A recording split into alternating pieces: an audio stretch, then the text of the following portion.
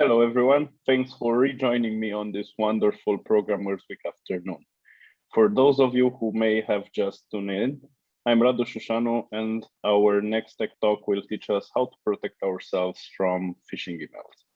It's my pleasure to welcome on stage Laurentiu Berteanu, a security specialist with a passion for professional MMA and fast cars. Those hackers better watch out. They're messed with the wrong security guy. Laurentiu, the stage is yours. Hi, Radu. Thanks for this special introduction and thanks for joining us to Programmers Week. 1 second to share my screen. So for those of you who may not know me, I'm Laurentiu Berteanu and I'm an information security consultant at Cognizant Softvision, where I protect the client's network and data from being exposed to the internet or hacked. I have been here for almost 1 year, and I'm really excited to talk about phishing, and I encourage everyone to share a question in the Q&A module so I can answer them accordingly. Without further anticipation, let's get started. So, my name is Laurentiu Berteanu and I'm 25 years old. My previous experience in the IT industry also includes 3 years working as an information security senior analyst, 1 year as a Java developer, and 2 years as a network administrator. Also, during this period of time, I obtained several certifications from different vendors as CompTIA, Splunk, and LPI. So, let's start with a small question. What do you think a phishing attack looks like? Do you think a phishing attack looks like this? Or maybe a phishing attack looks like this? Not quite. In this instance, we are spelling phishing with PH, and it's one of the most common online attack or scam. So what is it? Let's say, while checking your email, you receive a message from your bank. It says, your account has been hacked and provides a link to change your password. Now, at this step, you check the logo, the page, and contact information. They are seems to be correct, but this email wasn't sent from your bank, but it was sent by a cyber criminal looking to phish you. The first step for a successful phishing attack is to establish trust. Without trust, the victim will not follow the instructions provided into email. So, phishing is when scammers trick you into divulging personal and financial information by pretending to be a legitimate source. It's just like the phisher that casts the lines with bait attached. The scammer will send official sounding emails, hoping that you will let the guard down. Again, in order to get your trust, they will send you emails that seems to be official or make you to believe that they come from a legitimate source. They often build entire websites, pages dedicated looking like authentic banks, websites, or business designed to get your trust and lower your guard. There are some tools designed to clone an entire website in order to trick you that you're on a legitimate website. After they clone that website, we'll buy a domain which looks similar to the original domain, and we'll upload a scam website using that domain. In some cases, the phishing email can install malware in your computer without enter your username and password. There are some phishing emails designed to deliver malware payloads in your computer. So, in order to do that, they can create a Word document with the title, let's say, payroll. And after you are opening that email, a PowerShell script will run in the background and infect your machine. So, what is the phishing motivation? Why they are losing a lot of time creating these emails and trying to trick you to do something? So, once cyber criminals have your login information or control over a computer, they can steal your passwords, money, even your identity. Now, if they have your passwords, they can search in your email. They can check if you are using that account for, let's say, a crypto wallet and maybe a bank account or something like that. Also, they can verify your social media accounts with that credentials. They can spy your PC, network, or organization. There are malwares designed to spy your network and record your keyboard. At this step, they can spy your friends, family, and colleagues too. An example can be, you have a strong privacy on Facebook profile. Only the friends can see your posts, photos, and status. Now, if your friend account has been compromised, the cyber criminal can spy your profile too. And also, they can install malware and encrypt your data.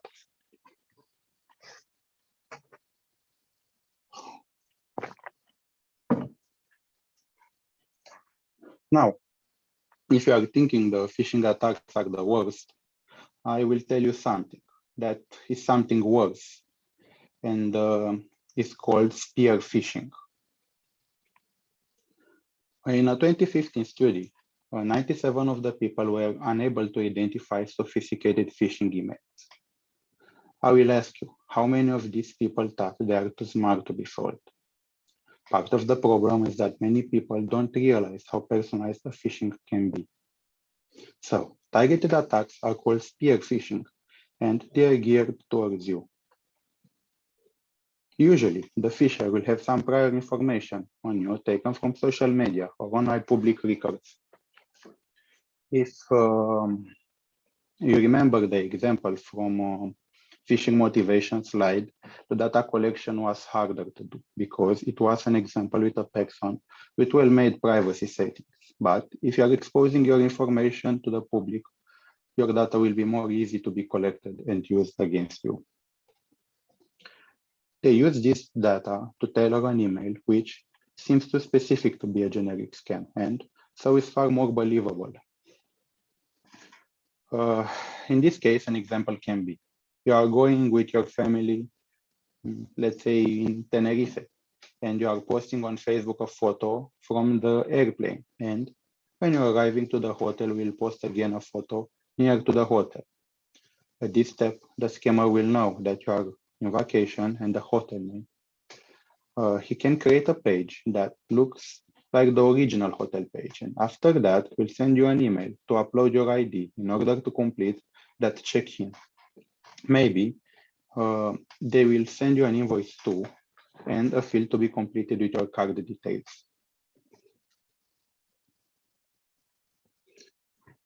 In a review of over 500,000 mailboxes, it was found that 77% of spear phishing attacks targeted 10 people or less. More badly is that 33% targeted just one. So, how do we protect against this type of attacks? What can we do to protect our online life against this type of attacks and protect against these scammers?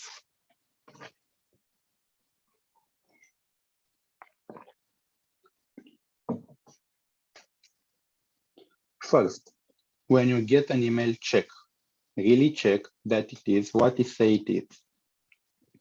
Here, you can check the email requirement, check the sender, from field, ask yourself, have you ever talked with this person before?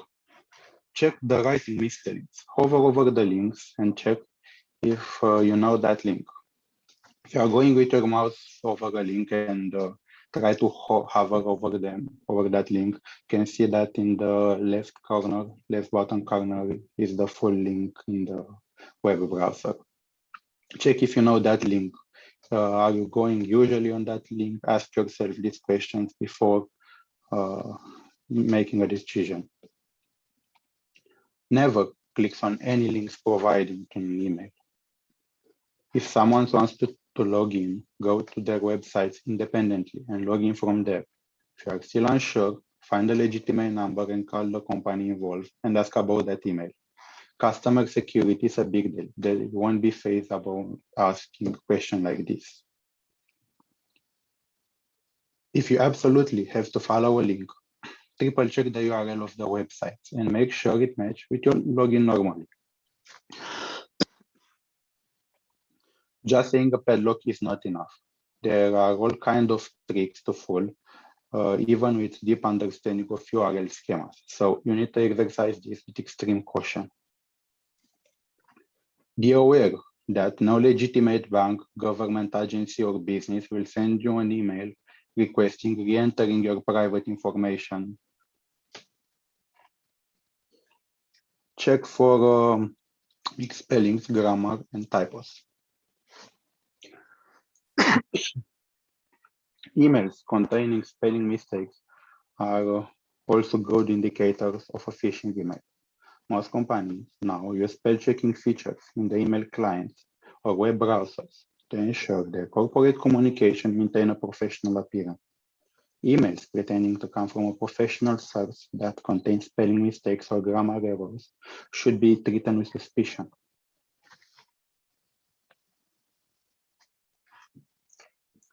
Never enter sensitive information in a pop-up window. Pop-up windows represent another tool used by phishers. An important tactic to prevent phishing attacks is to never enter your information in a pop-up window. In fact, the best practice is to restrict that pop-up windows. There are all kinds of add-ons or solutions to block any pop-up or ads. Most commonly is that a browser extension block origin or ad block, Verify HTTPS on the address bar. Whenever a person is conveying confidential information online, he or she must confirm that the address reads HTTPS and not the standard HTTP. The S confirms that the data is being transmitted to a legitimate and secure channel.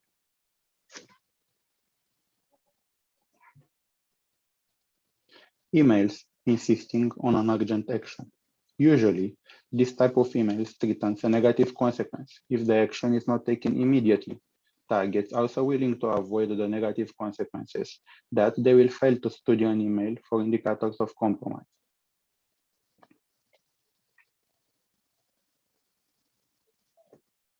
Check for suspicious attachments. File sharing in the workplace now take place via collaboration tools such as SharePoint, OneDrive, or Dropbox. Therefore, emails from colleagues with file attachment should be treated suspiciously, particularly if the file attached has an unfamiliar extension or one commonly used to deliver malware payloads.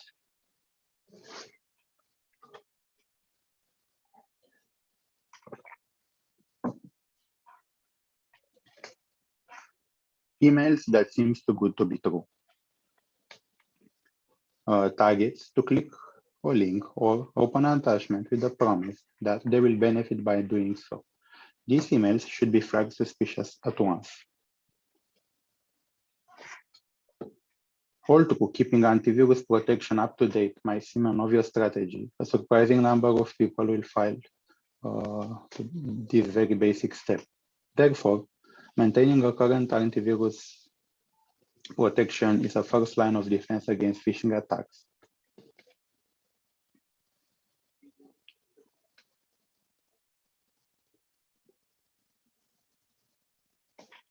And last but not least, education on phishing attacks. By offering training to employees, they will know how to avoid these malicious emails, and therefore the rate of clicking on a malicious link will decrease. Now, let's see some phishing examples. After we see the first example, I will let you 1 minute to analyze that email, and after that, we will discuss about this email.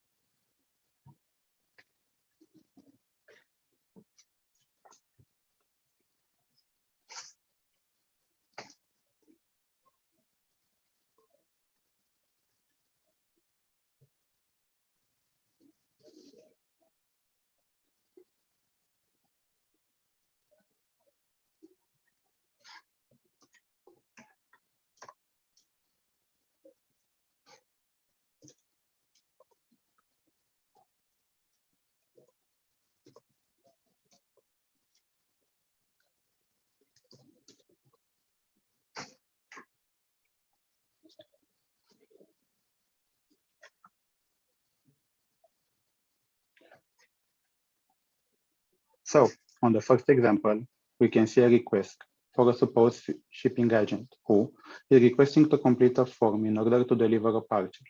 The second paragraph, we can see that the urgency is implemented. By requesting to complete this within a week, or he or she will lose 21% of his money. In this case, if the victim will click on that link and complete that form, his data will be stored and used against him.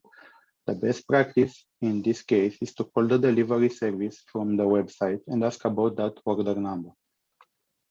Never click on that links highlighted, and in this case, just call the delivery service and ask about that number. Only this. Okay, let's see the second example.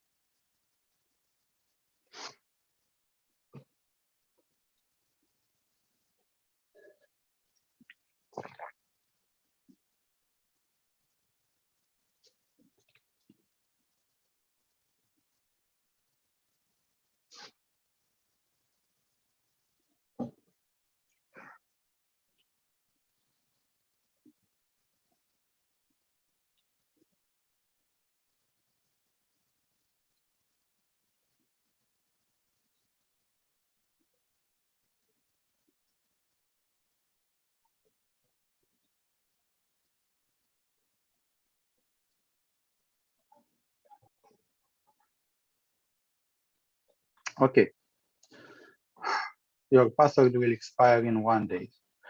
Dear network user, this email was sent you to inform you that your password will expire in 24 hours. Please follow the link below in order to update your password.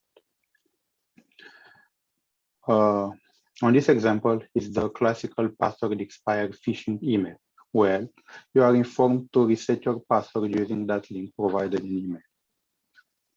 If you click on that link and reset your password, you will provide the actual password and the new password to cybercriminals.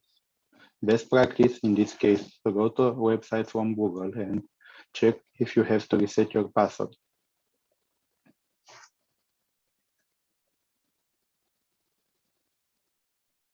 Okay, let's see the third example. I will give you 1 minute to analyze this email, and after that we'll talk about it.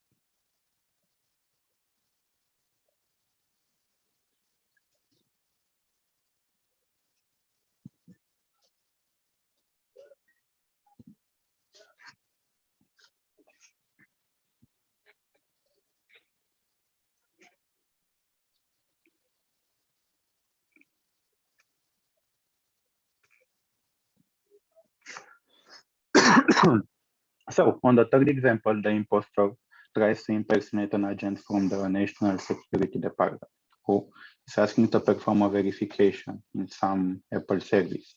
They say they found a vulnerability in FaceTime service, and they also provide the link to perform a verification.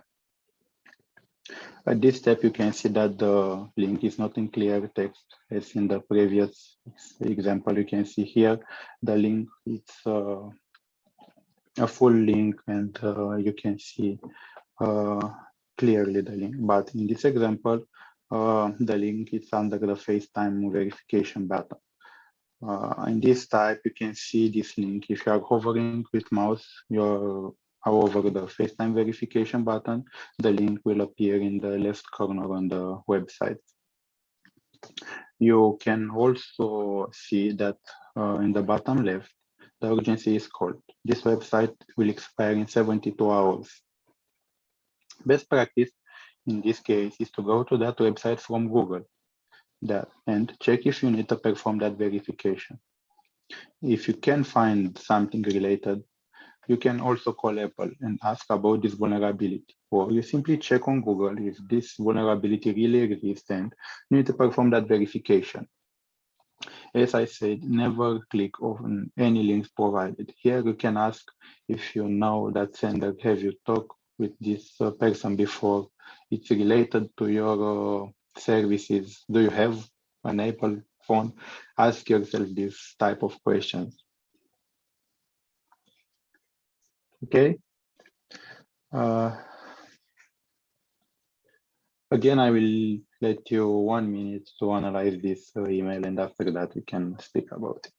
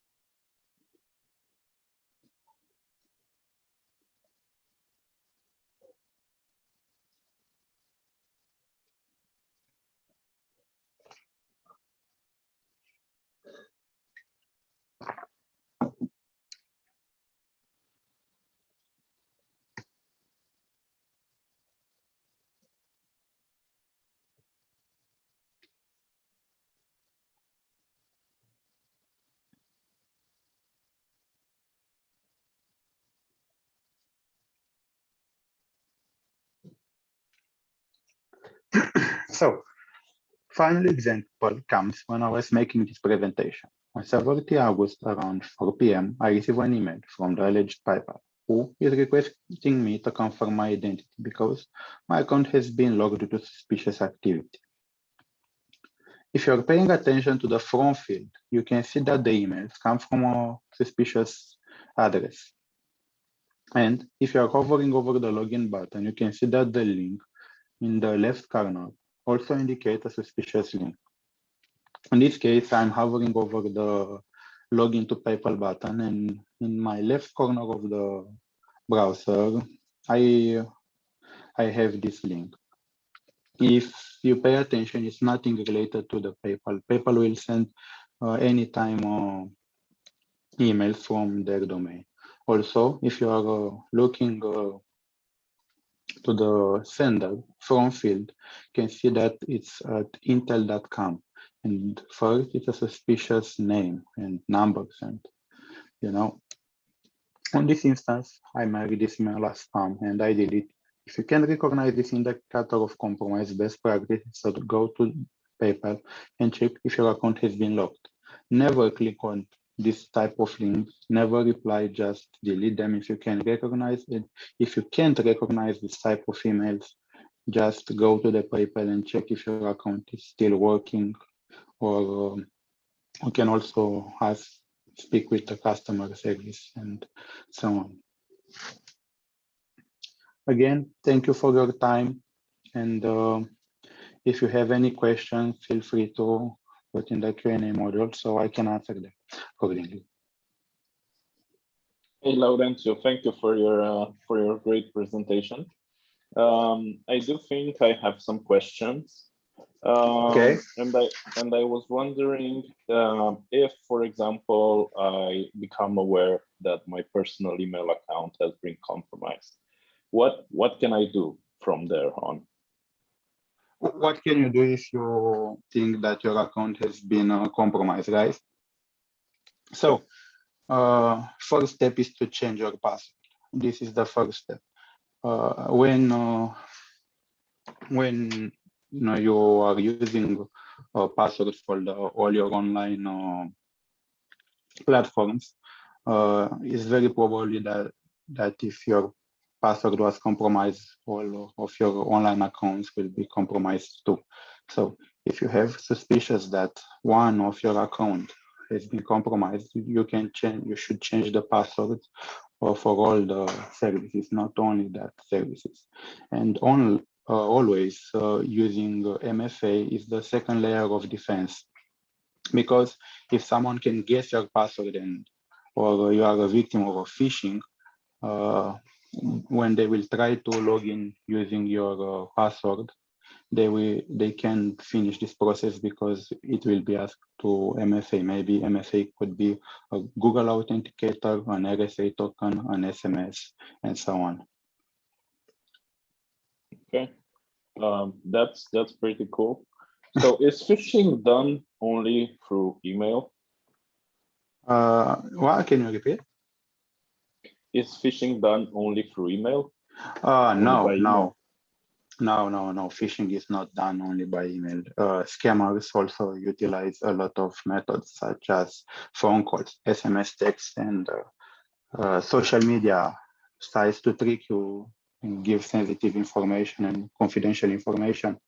For example, if you are looking to popular YouTube videos at the moment, you can check the comment sites. A lot of scam messages trying to impersonate the YouTube channel creator and try to sell you something, or maybe they will try to make to click on some links and so on, you know.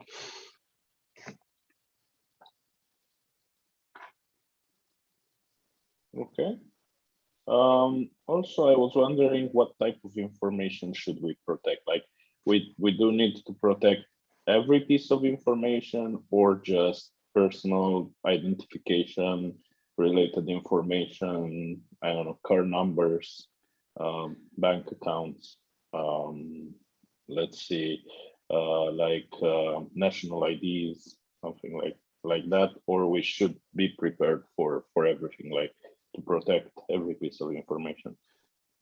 So you should protect all sensitive data and confidential data.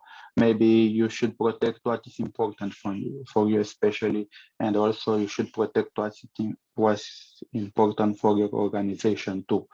I can give you some examples there, like passwords, maybe emails containing private information, or personal data like address, driver license number, and so on.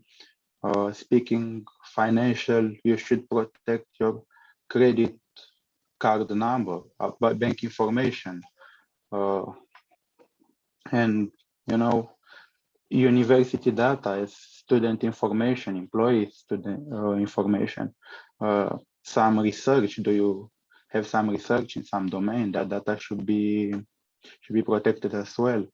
You should protect health records too, clinical records, payroll information and payment information. All of this data should be protected and not given to the internet. Okay. Is it possible to be a victim of a ransomware attack via email, like from a phishing email? Yes, it can be. For example, you receive a doc file, and as I say previous, with an example, you receive an email with a document, Word document, and when you are opening that document, a PowerShell script can run and infect your machine. A best practice, if you already have downloaded that document, is to never click on make changes to that email. A small window will pop up under the edit section in the Word, and it says enable editing. Never click on that button if you have suspicious with that emails. As I said, most file transferring is take place via collaboration tool. So it's no reason for someone to send you an email requesting to open a document or something like this. Okay, cool. And also I was wondering, like, for example, if you're not using Windows, because PowerShell it's Windows based. Like, for example, if you're using a Mac or a Linux system, are you safer or not? No one is safer. There are all some kind of tricks to to infect Macs and Linux too. If you are using a Linux or a Mac, this does not mean that you are safe or something like this. You have Bash, you have Python services, or they can simply steal your accounts, your username and passwords, and can make more harm for you. For example, if you have a Linux device and you are trading crypto, and they have your login information for that platform, it will be more worse to steal your crypto from your wallet, right? Yeah, that would be a bad thing. The final reason is for a ransomware is to steal your money or make you to pay in order to decrypt your data. Okay. So do you suggest like frequent backups in order to avoid this? Like if I have the most recent backup and a ransomware hits me, right?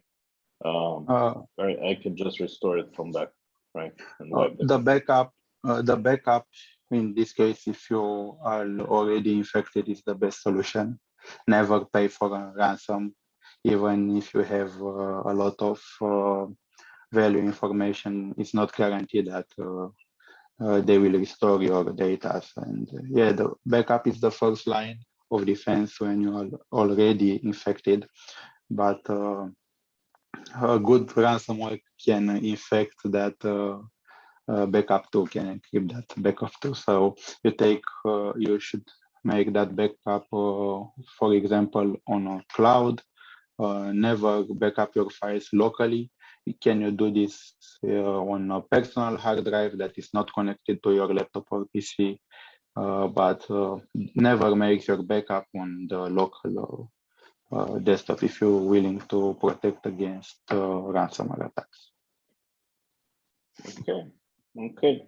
Really cool and very valuable information. Thank you, Laurentiu, for your awesome presentation. Guys, if you have any feedback for Laurentiu, you can feel free to reach him out. Also, stay safe. Watch carefully and watch carefully the emails that you are receiving, and don't click on suspicious links. Don't click on any links. Don't click on any links. Thank you, Laurentiu, and have a good one, guys. Thank you too. Have a great day, guys.